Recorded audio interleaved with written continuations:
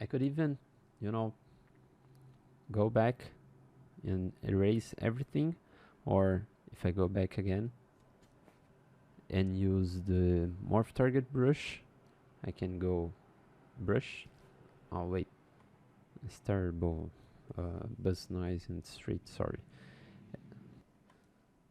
Yeah, so we can switch between two two stages, but once if I just start to work it on this, I will lose my morph target because I just will have this other stage saved, so I should rework it again, so delete and start a morph target again.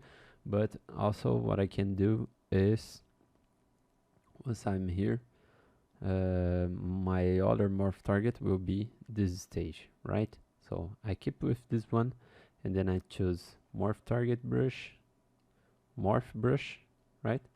And once I go on, it gonna recovers for me that other stage that I saved on morph target. Okay, so let's try to analyze. We're gonna have some wrinkle here, some other around here. Remember that origin. All right, so all of them has kind of this same origin, so I could maybe do some like so, 1 2 3 and 4. Okay, and also before we can correct this first shape here, because it's more for the inside, and it's more straight line.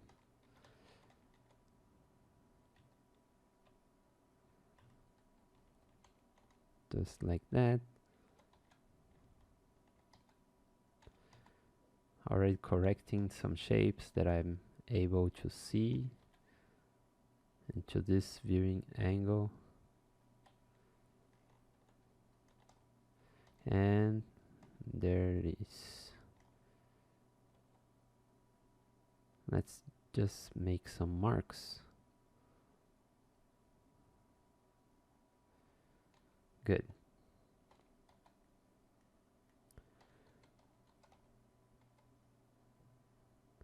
And this is exactly that missing, that mixing of the anatomical information and the observation, what you are looking on the reference when it comes to do likeness, or even to use some natural and real reference. You have to take care on choosing it, and also to making this kind of same looking.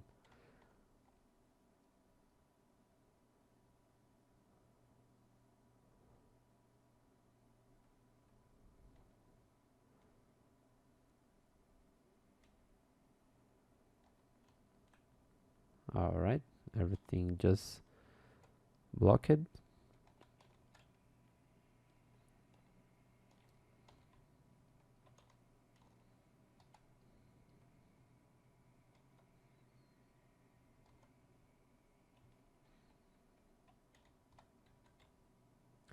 Here is standard brush. I'm trying to copy that inside part shape, removing some volume there, adding more volume to this region here,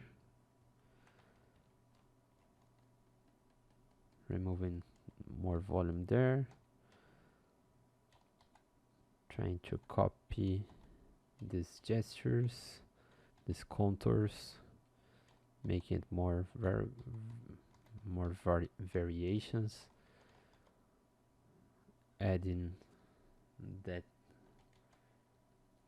wrinkle over there, just general volume, and after I can add more the wrinkle with them standard brush and smoothing it, and once again them standard brush just on the wrinkle itself.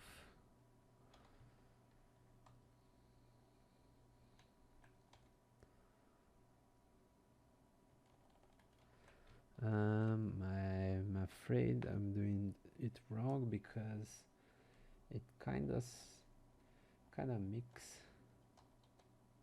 these two volumes into the reference.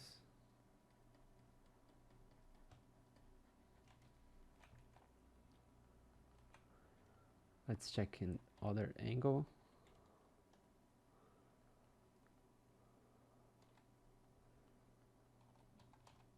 Yeah, this can be more inside and this go out.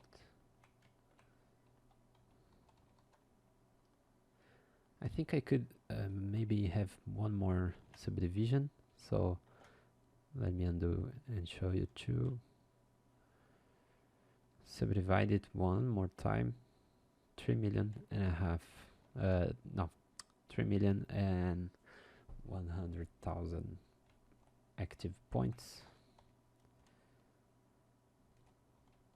And let's continue with that wrinkling.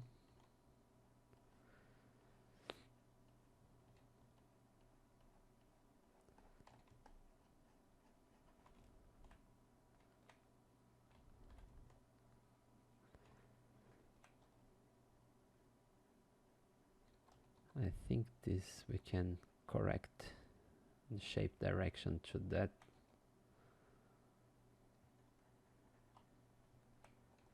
And with them standard brush, I'm gonna remove more volume there into the bottom part.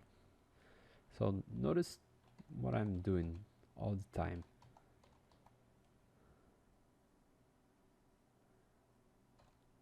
I'm trying to make this kind of shape for those folds.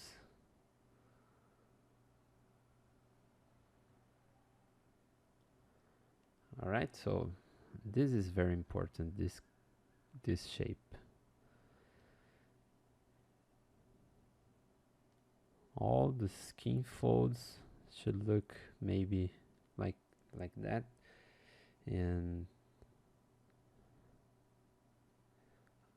all along the body, because it looks like you know, when you fill a bag with some water and then the surface will work like this, you know, it's volume because of the gravity. And it will have this inner this inside volume and this outside volume there, doing this nice gesturing.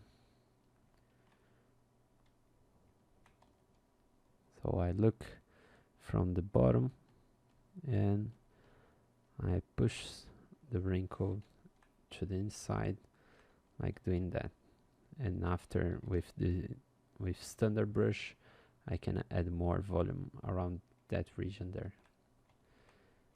Maybe sometimes I can even go with an inflate brush and making it drops it's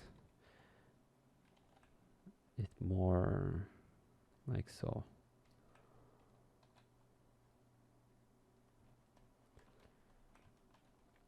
Always taking care to have everything very subtle and not too much marked. Here I'm recovering that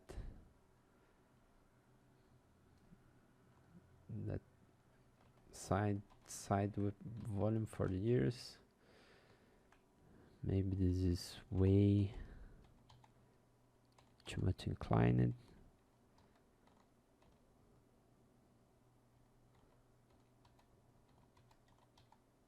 Now I'm trying to copy and check this. this angle.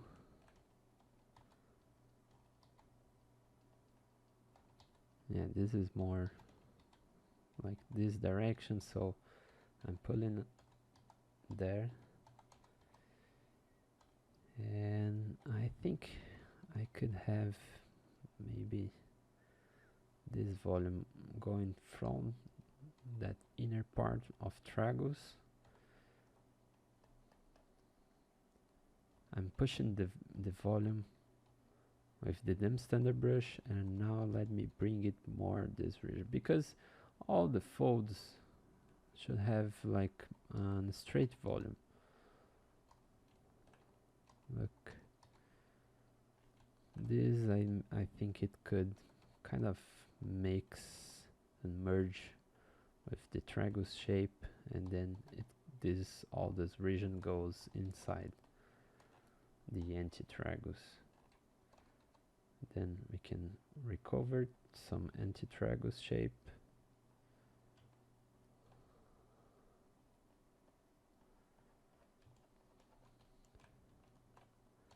Oh, I hate this diagonal stroke. That is a common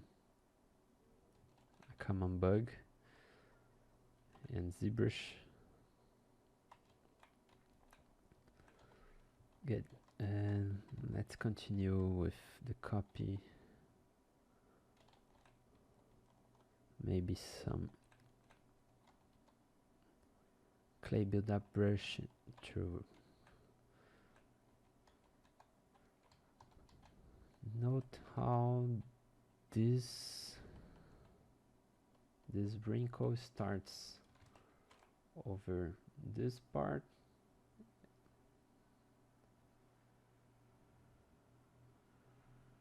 Then we're gonna have one. The second one will kind of mix, maybe. So maybe we could have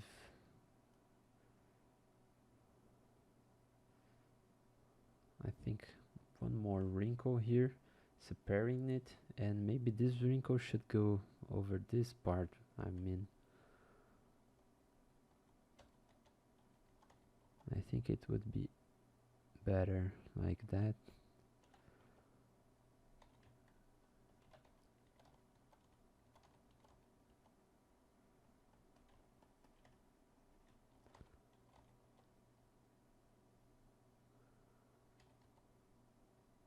Look how many attempts I can do just to have the enough likeness. Maybe I can do it and redo the same region a lot of times, so don't be too much emotion connected with what you are doing, because you have to doubt your perception all the time when you are doing likeness. So fix your perception into one reference that you are following and try to copy all those gestures and those contours, those curvatures,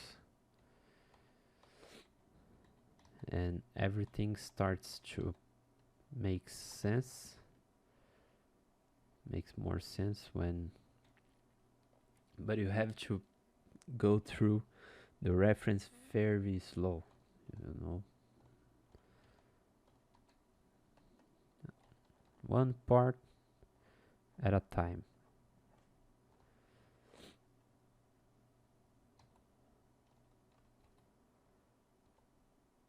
All this part that I'm looking, I'm look here, and then I compare with here.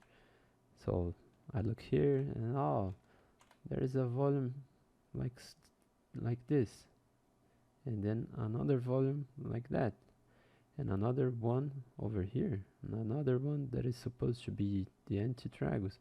Alright, so all the time I comparing there with here and trying to replicate those volumes that I'm looking. This is how we're gonna make likeness. But note that we are just doing it very first attempt on I'm trying to show you how do I look to the reference when I'm doing likeness, and why I just started with the ear shape, not the really the head, and going to that part in the face, because here I have not a real person.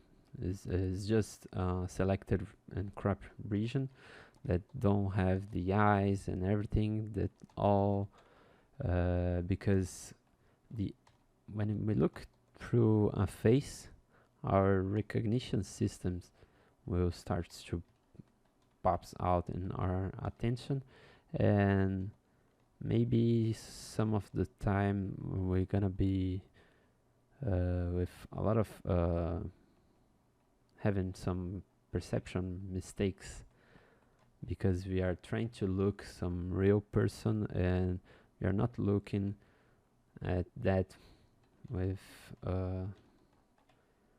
this kind of this distance, without having the necessity of being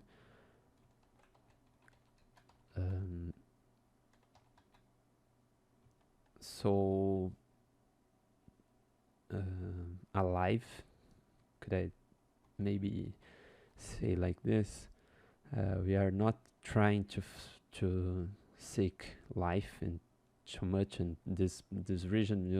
It's an the uncanny valley phenomenon. But when we look to the reference that reminds us a face, we can overprocess this into our perception, and when we go to make a copy of that or use this as a reference, we can maybe too much process that information. And now if it's just the ear shape, it's easier than if we have the eyes and everything. So I'm just showing you this process and starting by the ear shape, because this is how we're gonna achieve this very nice and very nice result on our model. So note how I'm already starting to add some shape lines into there.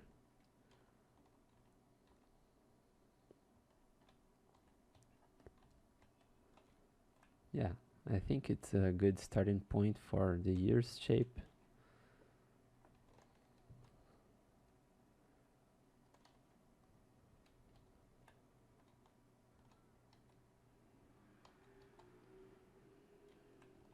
After we can try to correct at some parts.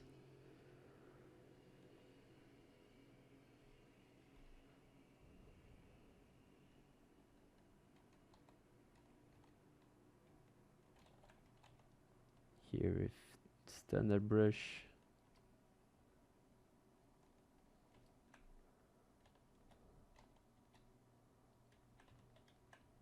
Good. Alright, I won't overdo it, because I can go back once again after. But for the beginning, it's okay.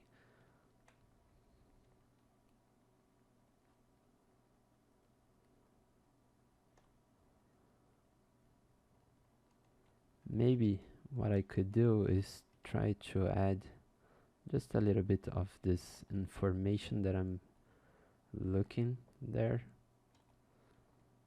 so I can correct the overall shape and make some better connection with neck.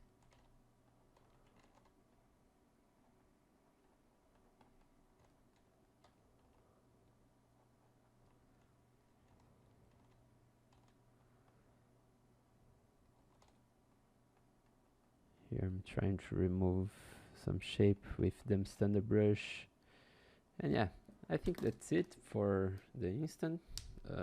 We have some nice shape for ears.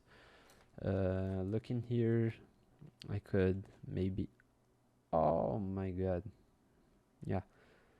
So ZBrush closed just in my face, and I gonna we open and recover all the work. So that's it.